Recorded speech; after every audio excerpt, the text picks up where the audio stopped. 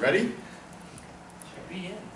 So where we were last time was the statement that if F is the gravitational field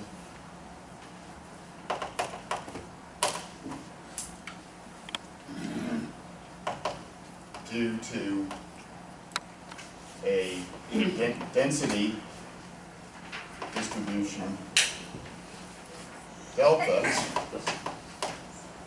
then we said on Wednesday that the divergence of your gravitational field is going to be minus 4 pi Newton's constant g times the density function. And you can actually write down an integral for what the gravitational field is. That's actually in the book, and you're not responsible for it, although it does come up in one of the challenge problems, I believe. Okay, so I want to use this today to catch up to what Newton figured out. It's not bad, right? Use this to understand Newton's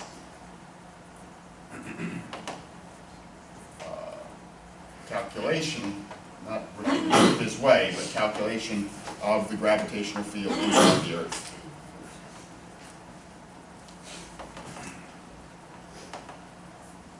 So I want to show you how this derivation plus Stokes' theorem slash the divergence theorem allows you to actually figure out something about F. So we're going to assume here that the Earth is round, which it isn't. So I'm going to assume the Earth is a ball. And I'm also going to assume that the density is constant inside the Earth, which also isn't. However, what you can easily figure out is what we're doing today will generalize to not just saying density is constant, but that it's radially symmetric.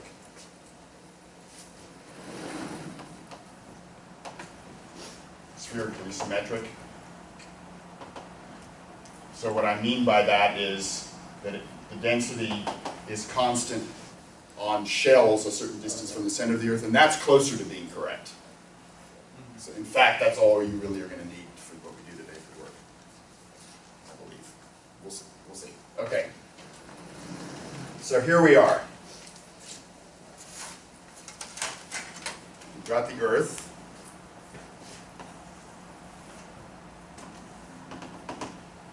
And what I'm interested in is if you put a test person a certain distance inside the Earth, a certain distance, say r, from the center of the Earth, what is the gravitational field that the person feels at that point due to the Earth?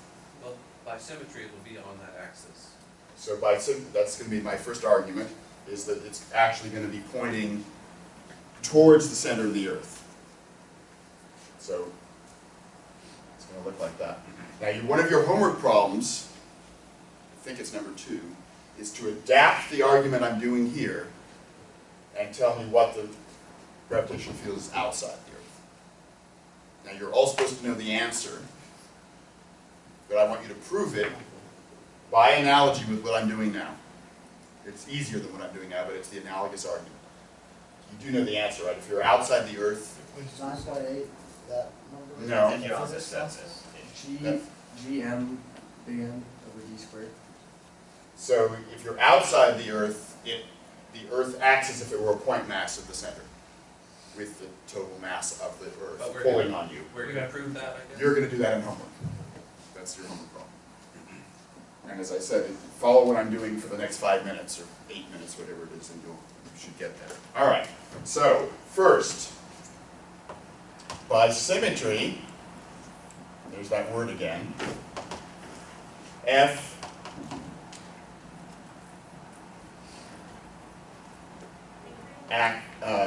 points toward the center of the Earth.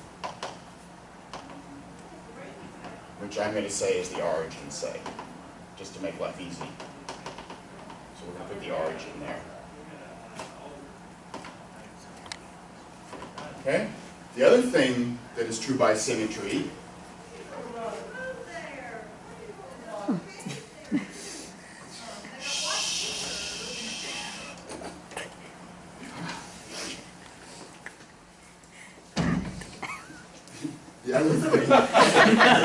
is that if you took a particle or person and you went anywhere on the sphere of that radius, you would feel the same magnitude force.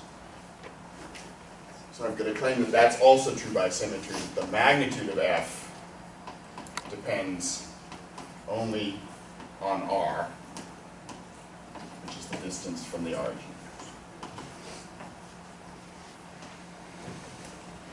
Okay, so what's the argument for both of those? Well, a sphere is symmetric.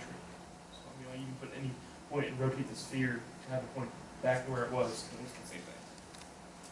Okay, so I'm using the symmetry that I talked about here, that the Earth is completely symmetric. It's a ball. So if you have any point here, then as Cameron said, you might as well rotate the picture and the Earth looks the same. So what this person sees relative to this line is exactly what this person sees relative to this line. So that's for the second one. That argues the second one. And for the first one, the argument is going to be, look, take any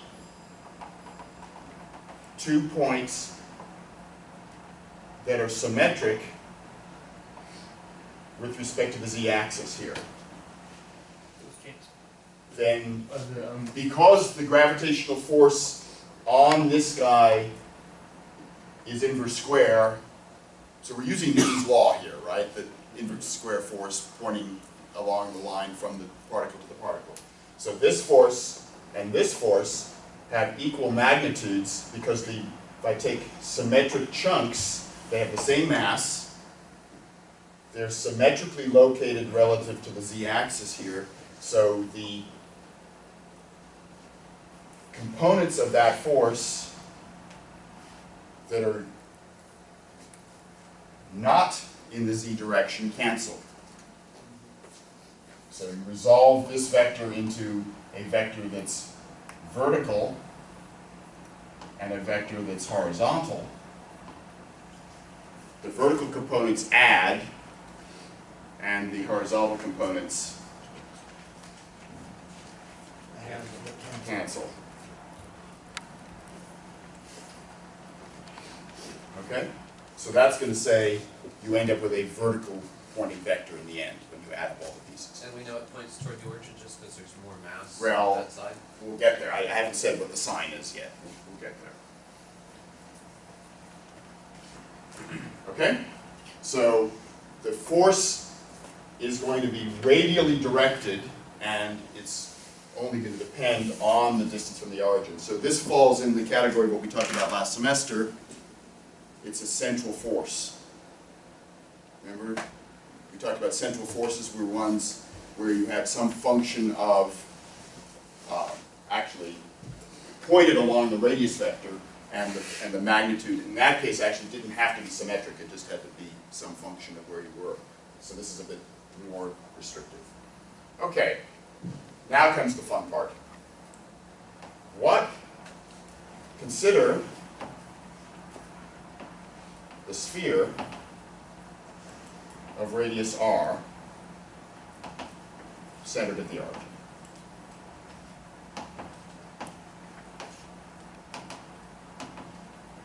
Call this S of r, and it's the boundary of what? If I take the sphere here of radius r, The boundary of the ball of radius r. if I consider a sphere here of radius r, it bounds a solid ball of radius r. So it's the boundary of the ball centered at the origin of radius r, closed ball. Okay? what is the flux of F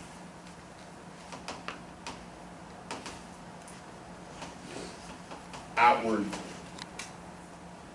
across S of R? It would just be the force at one point multiplied by the surface area of the ball, wouldn't it? So by symmetry that we just argued, first of all, F dot n is minus or plus, we don't know. F dot n is going to be plus or minus the magnitude of F. Because we argued that F was pointing in the normal direction up to sign. Agreed? And what Dennis just said is that that magnitude is constant on the whole sphere because of this. We already said that the force was symmetric, meaning that it's still radial as it was there, of the same magnitude at any other point. So F dot n is constant on S of R. So I should write this some function of R, but I'm not going to do it at the moment. Do we agree on that? So the flux that I refer to here is the constant, depending only on R, times the surface area of the sphere, which is 4 pi r squared. And again, it's plus or minus that, depending on whether F is pointing outward or inward. But by the divergence theorem, or by Stokes' theorem if you prefer, I could compute that flux by The integral of the divergence on the interior. By the divergence theorem, the flux is equal to the integral of div F over the closed ball of radius R.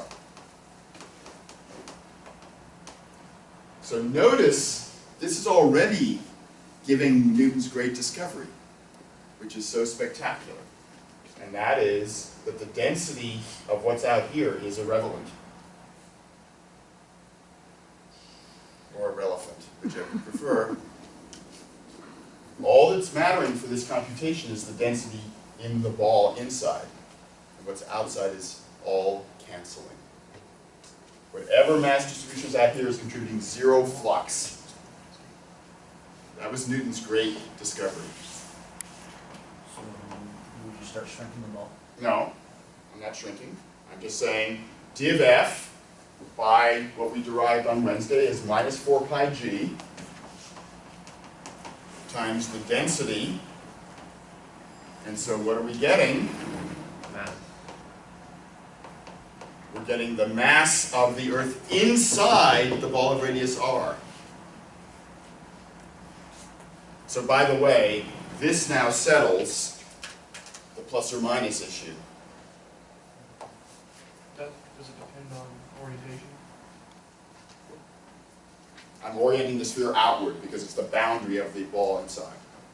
So that means this now tells me, Newton's law, with the minus in the gravitation law, is telling me that it has to be toward the center.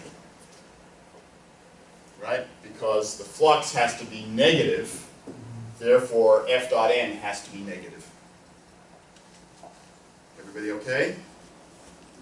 So the minus sign is settling the question that Daniel raised earlier, and then this is going to be the mass of the Earth inside the ball of radius r. So because we assumed, so at this point I'm going to assume that delta is constant, but if you could see, you could make the argument that you could finish this argument working just with spherical symmetry, which I've already used here, but having some density function that depends on r.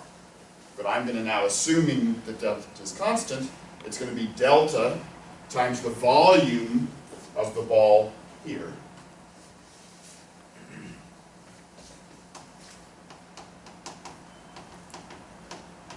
Now, what I want to argue is, do I want to argue now? Well, okay, I won't do that yet. So, what do we conclude from this? Okay, formula for f. Oh, magnitude f. So, magnitude f,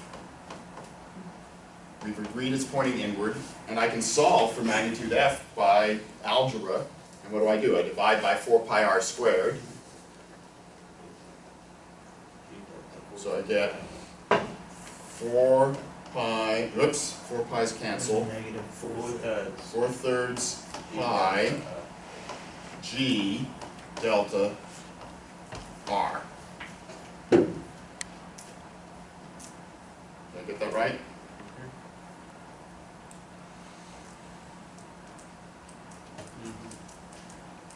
This is spectacularly amazing. It's linear in R. So as we closer and closer, it's less than At the very center, it's 0. So what? Right? It's inverse square when you're outside the Earth, as you will prove for your homework.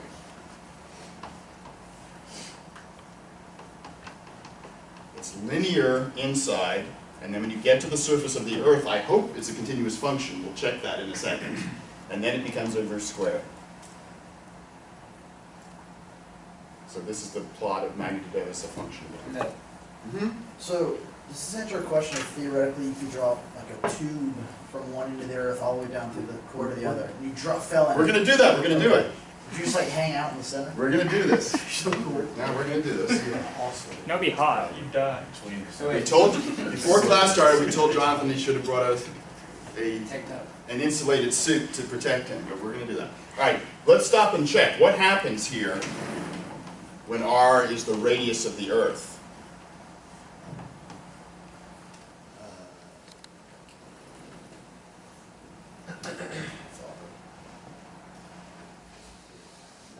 Well, If r is the radius of the Earth, well, remember that the gravitational acceleration little g is what you get from Newton's formula With the 9.8 meter.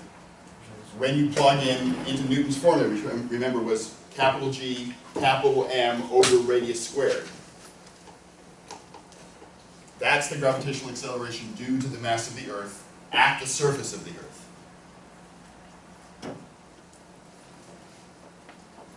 Now, what's M? M is the volume of the Earth times the density. And of course, I've run out of room.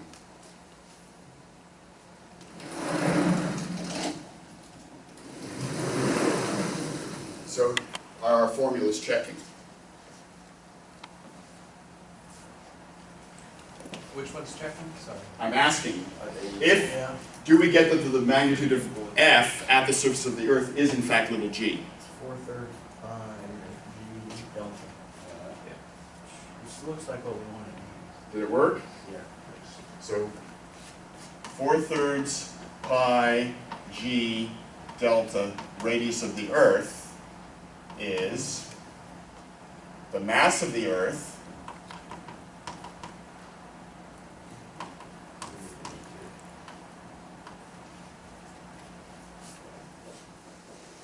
times g divided by r squared.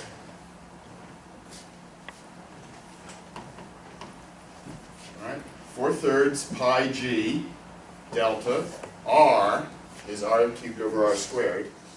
So this is the mass of the Earth times g over r squared, which is little g. So it checks. So little g was our formula for outside the.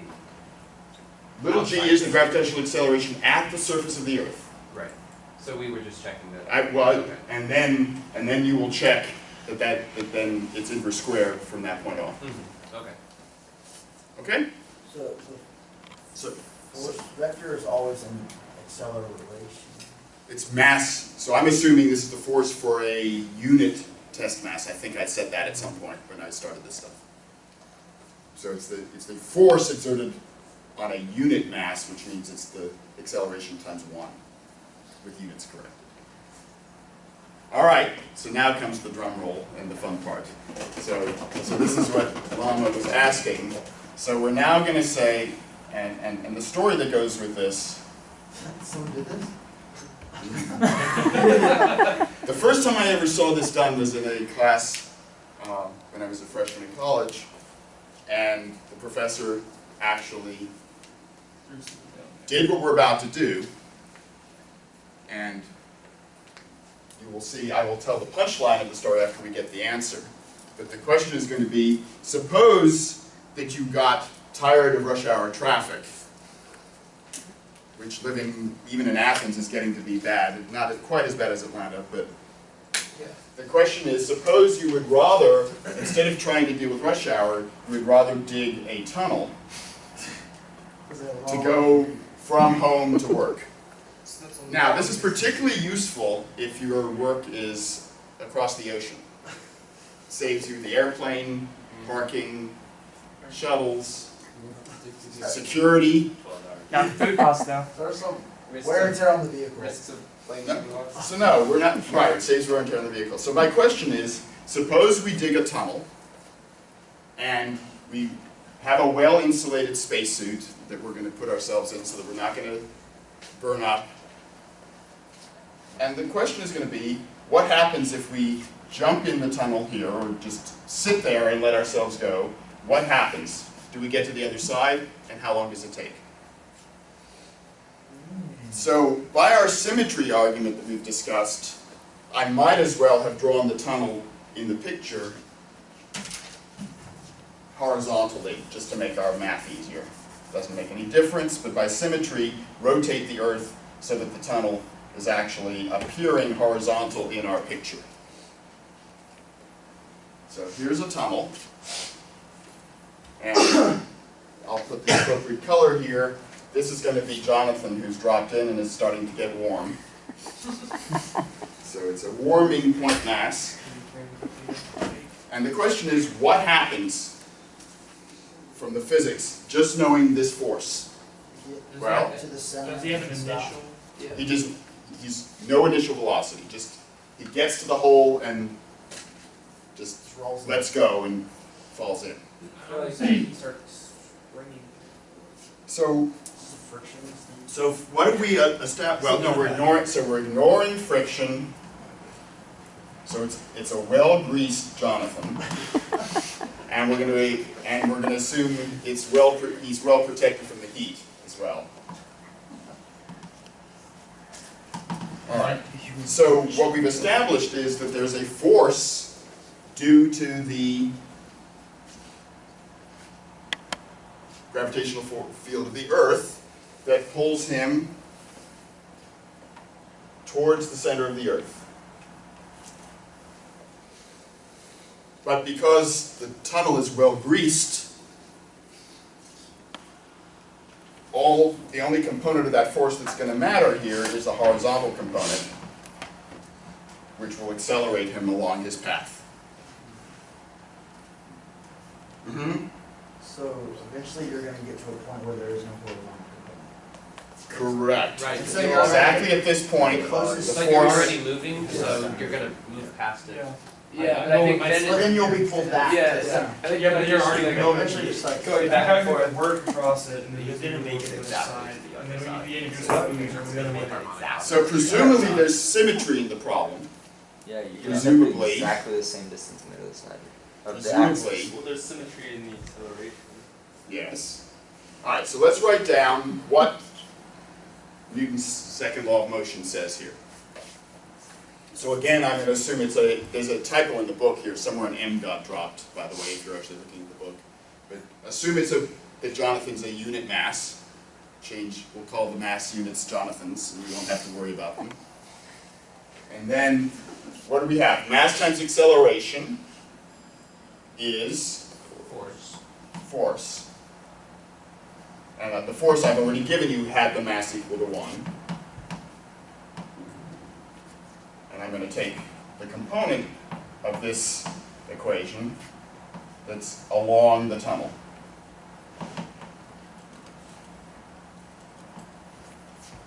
And I'm going to let x, as a function of time, denote the horizontal displacement, so it's going to have a sign, of course, from the middle of the tunnel.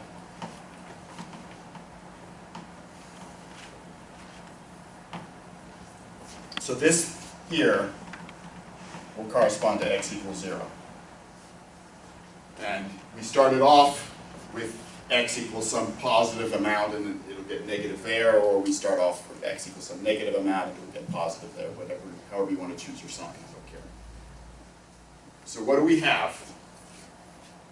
So what is the x component of this acceleration?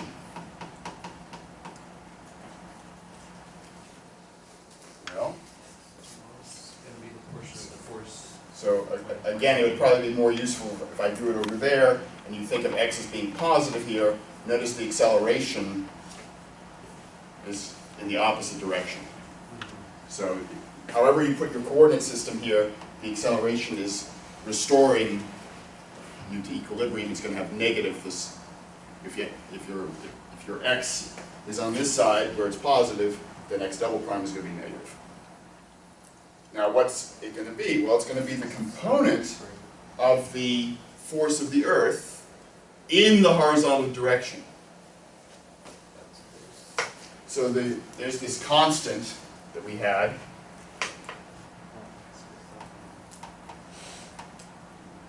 Right, what was the constant?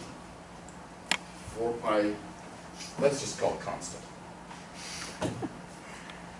Times r. But I'm only taking, it's not going to be all of r, it's going to be r times the cosine of this angle.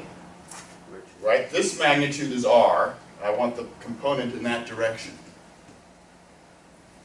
So r is this distance, of course, and x is this distance.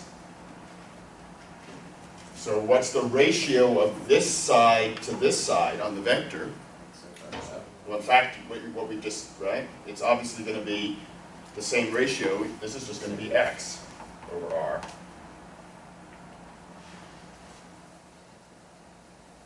So, it's clear, in fact, if you ignore the constant, just say the vector had length r, then the horizontal component of it is exactly length x. Right? Because r is the length of that vector, of the hypotenuse. So it's going to be minus k, and then I'll put back the x of t here. There should have been enough t there. R should have had enough t as well. Ah!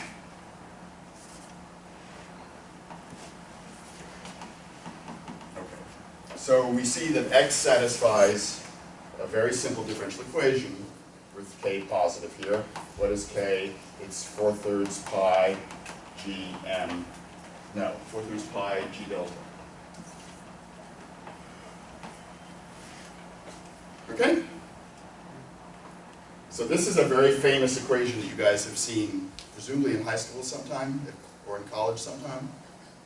X double prime plus positive constant times x equals 0. And you recognize that as describing simple harmonic motion. We will prove toward the end of the semester, which is getting close, we will soon prove that every solution of this differential equation is of the form x of t equals what? What functions do you know that satisfy that differential equation? Sine n of what?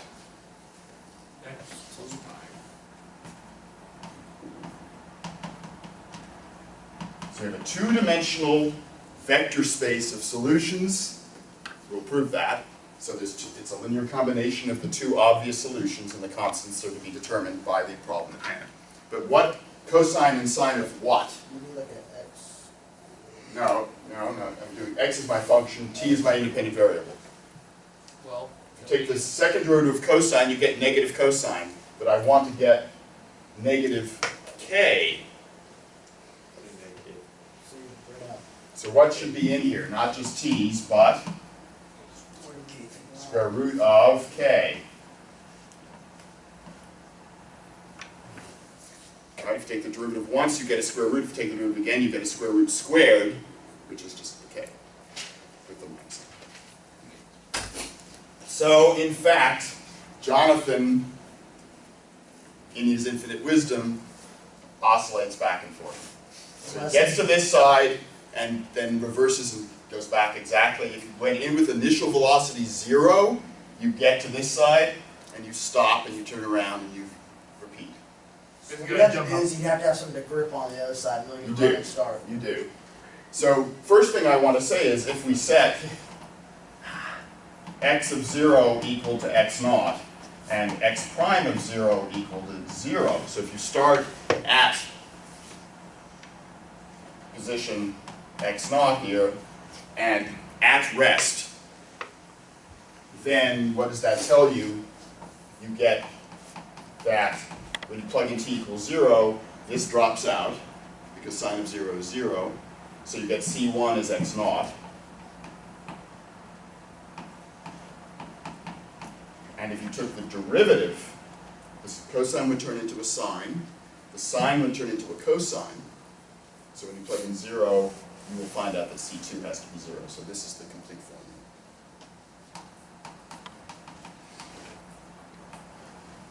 So in fact, you get a cosine function, and you oscillate back and forth. Now, my question is, and this is coming back to my story that I started and then interrupted, how long does it take for Jonathan to get to work? Or to China, if that's where he's going. So what time does it take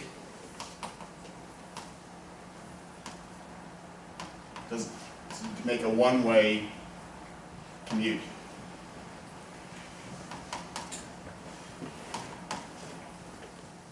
So I start at t equals 0, and I'm here. At what t am I there? it would be pi over root k, right? This needs to be pi, right? To make your first trip to the other side, you want to go from x naught to minus x naught. So cosine has to turn into -1. So kt has to be, square root of kt has to be pi. So pi over square root of k. Why is that interesting?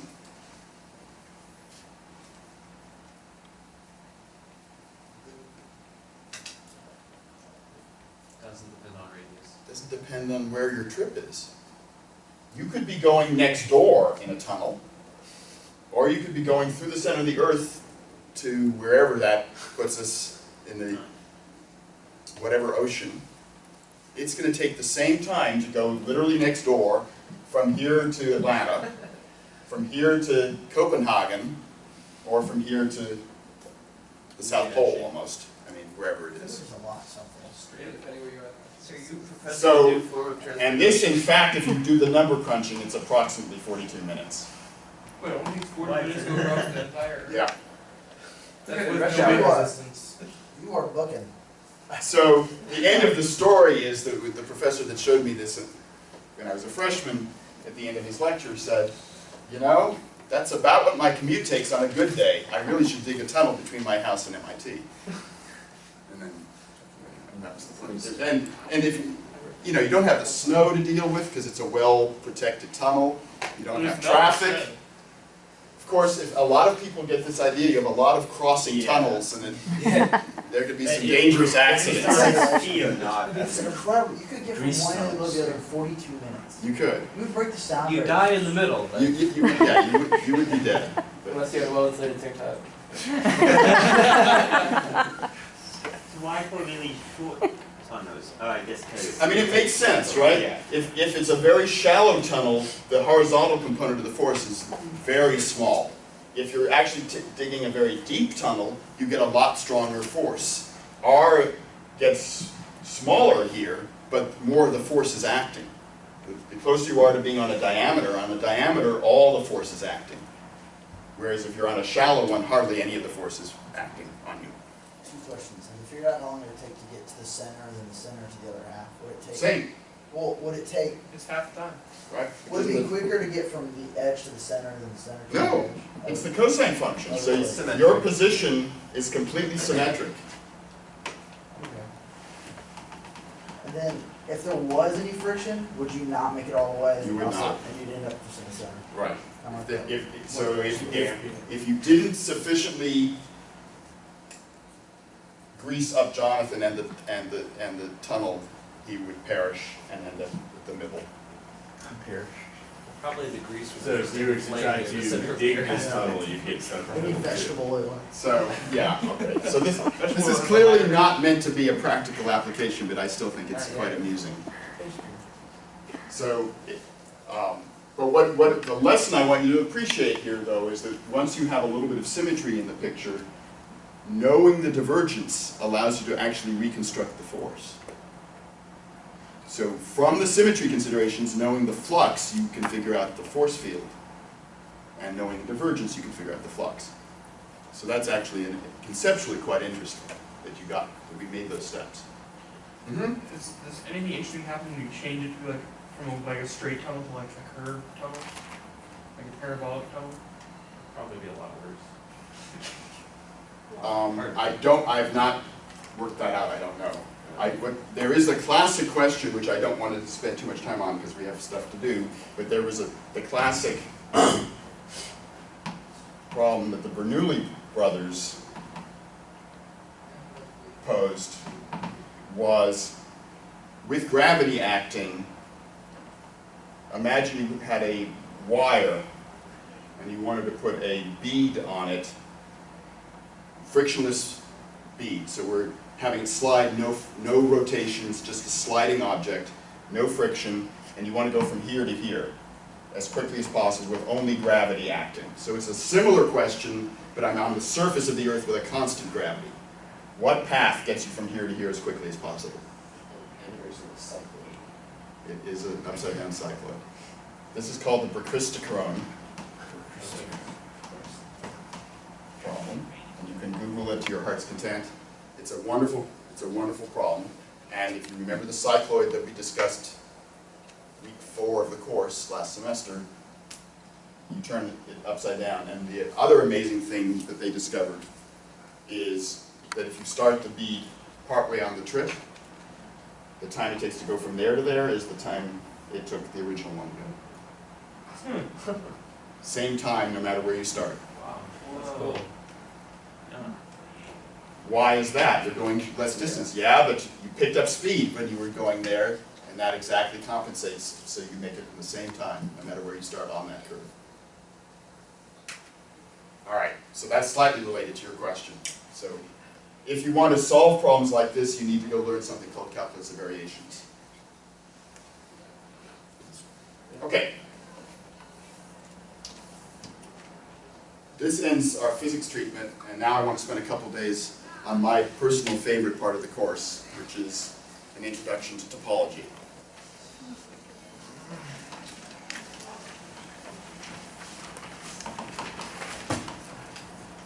So what we will end up with on Monday or Tuesday, and we'll do various other things along the way, and you have some interesting homework problems to think about along the way. But where we'll end up on Tuesday is the famous hairy ball theorem, which says you can't comb the hairs on a sphere that's an even dimensional sphere. So for example, the sphere in R3, you can't comb its hairs. Without getting a calculus. You mean get them all going the same way? No, just have them all non-zero vectors tangent to the sphere. So I'll define it precisely when we get to it. What I want to do today is a very famous... I don't know about this. You did something with a sphere and like the space of tangent in 6 or something. You did. There was a homework problem about the unit tangent vectors to this. It was actually The Yeah, solution the set unit was- sphere in our, right, you did have a homework problem on that. So one of the very important theorems, and it gets generalized in various ways and gets used in economics among other places. I tried to convince you guys earlier this semester when we talked about contraction mapping that fixed point theorems were powerful theorems because you could rephrase a lot of problems you want to solve as instead hunting for fixed points. Here's the Brouwer fixed point theorem. Any smooth, and in fact it's true for continuous, but we're not going to be able to prove that today. Any smooth function f that takes the closed unit ball, doesn't have to be unit ball, it could be any radius, to itself has a fixed point.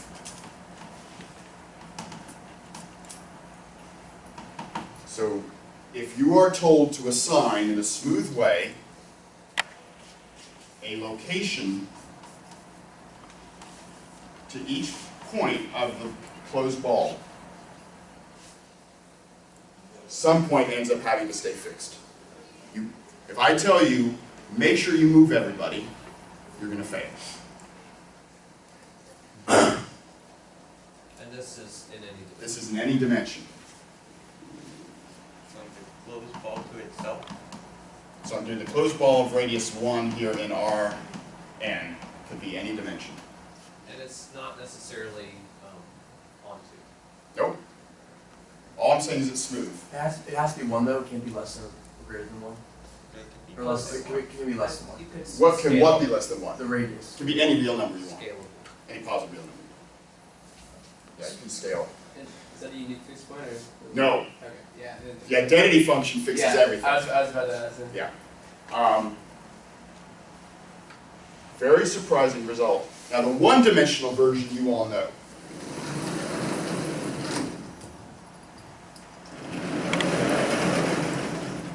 When you're in one dimension, what's the ball of radius 1? The unit interval sort of. Except it's -1 to 1. It's negative 1 to 1, right? So if I told you take a continuous function, I'll even let you make it continuous because here you know how to do it. From negative 1 to 1 to negative 1, 1, continuous, why must it have a fixed point? No, close. Can Hmm? you use Rolle's theorem there? No, it's continuous. Am I thinking of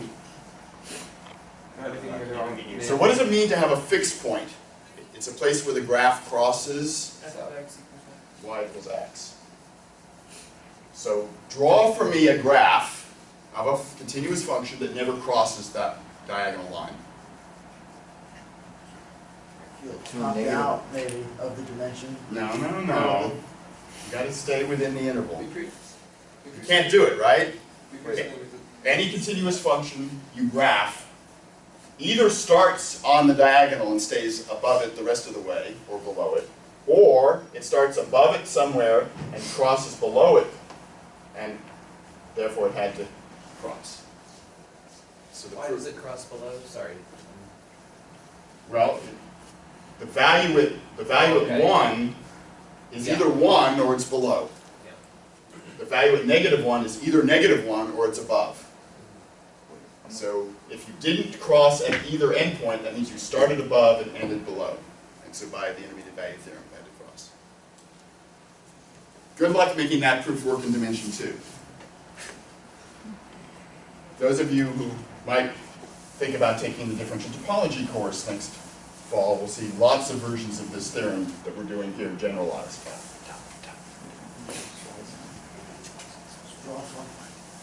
All right, so the proof, the easiest proof that I know, there are all sorts of fancy proofs that use all sorts of graduate courses that you don't know. But we're going to do a proof that you guys can do. And we're going to use Stokes' theorem, of course. So the key tool is the following theorem. There is no smooth function, I'm going to change names here now, g, from the closed ball, let's just, I'm tired of writing all this stuff, all right. From the closed ball to its boundary with the property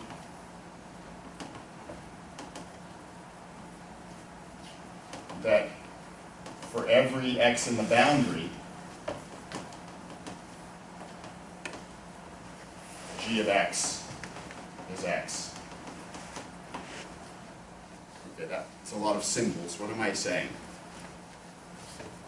I'm saying that if you took the closed ball and I told you to leave the boundary clamped, so leave the circle here clamped where it is, and now send every other point in here to the circle somehow.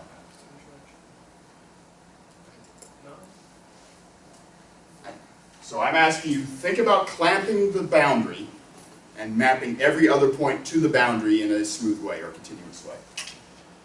Can you do it?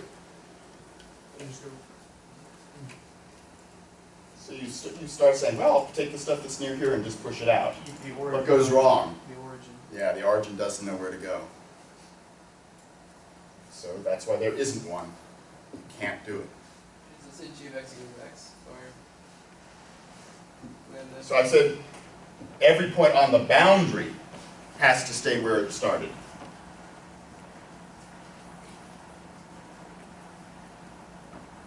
So points on the boundary stay where they are, and everybody else moves to the boundary in a continuous way. You can try visualizing it, and you get where Cameron got, that you have to rip the thing to do it. You can't do it in a continuous way. What do you mean the rip thing? yeah, what do you mean by We'll take everything from the middle and push it to the outside. You're radially outward. What happens when you get the origin? There's no radial outward for that. So you have to choose where it goes. It doesn't go in. that? Why don't you just choose that it goes to the top? Because then it's not continuous. So, Why would where's so you're going to send it up there. The limit going from Where the does other this point side. right down here go? the other way? Yeah, and That's it's a not good, limit right? at So that you point. basically ripped it when you did this Okay. function. It'll work if you just puncture the ball, right? Yes. Similar to the winding of the thing. So this is related to that, absolutely. So since I don't have enough time to do the proof of this today, we'll do this first thing Monday. I'm going to show you how you get from this to that. So deduce Brouwer from this. Suppose, I'm going to draw you a picture. Suppose you had an f with no fixed point. Can you think of, so every x that you think of gets moved to some other point f of x. Can you think of how you could use this picture to define a g that would take the whole disk and move you to the boundary?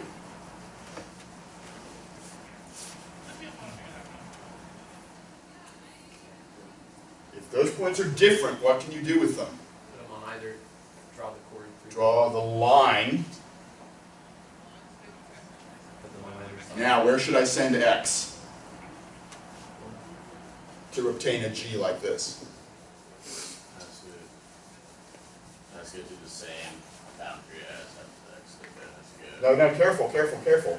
G is supposed to send x to where it is if you're on the boundary. So do I want to follow this line to there? Go the other way. Define g of x to be where the line through x and f of x meets on the x side. That means if you started with an x on the boundary, you would stay on where it is. Okay. Well, if you had an f with no fixed point, you would create a g.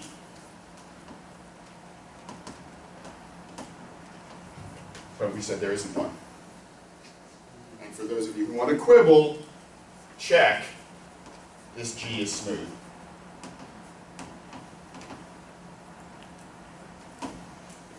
If f is.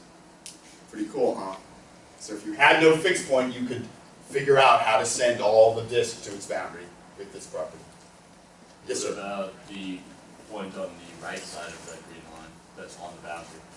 Well, no, but it's not this x. If you take that to be your x, its f of somebody is somewhere else. Okay, So you would draw the ray to there.